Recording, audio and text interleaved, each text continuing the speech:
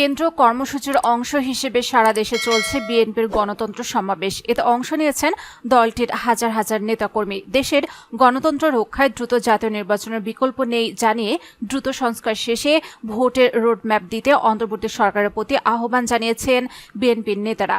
মঙ্গলবার নয়াপল্টনে গণতন্ত্র সমাবেশে অংশ নিয়ে দলটির নেতারা বিগত দিনে নির্যাতন, গুম ও মিথ্যা মামলার কুশলীদের বিচারের দাবিও জানান।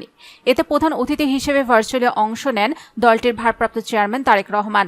বিগত 16 বছর গুম, হত্যা, নির্যাতনের শিকার দলের হাজারো নেতাকর্মী, সমর্থক এবং মামলার শিকার কয়েক লাখ সহযোদ্ধার স্মরণ এবং আন্তর্জাতিক গণতন্ত্র দিবস উপলক্ষে সমাবেশে যোগ দিতে মঙ্গলবার সকাল থেকে রাজধানীর বিভিন্ন ওয়ার্ড ইউনিটের নেতাকর্মীরা জড়ো হতে থাকেন নয়াপল্টনে কেন্দ্র কার্যালয়ের সামনে।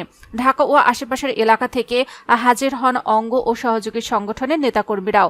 তারা বলেন, 5 আগস্ট আওয়ামী সরকারের পতনের পর দেশে যে গণতন্ত্রের বিজয় হয়েছে তা উদযাপনেই দলের এ সমাবেশে অংশ নিয়ে বিএনপি নেতারা বলেন, জনগণের ভোটের অধিকার নিশ্চিত করতে অতীতের ধারাবাহিকতায় আগামীতেও কাজ করে যাবে বিএনপি। শিগগিরই সুষ্ঠু নির্বাচন আয়োজনের দাবিও জানান তারা।